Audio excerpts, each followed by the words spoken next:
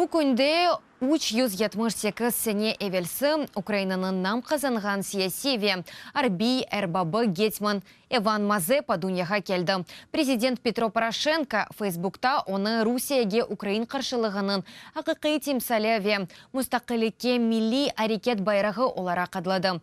Иван Мазепа одеварның огунде кетіп, Переяславдан 50 ел sonra анлаған мақсатқа таба.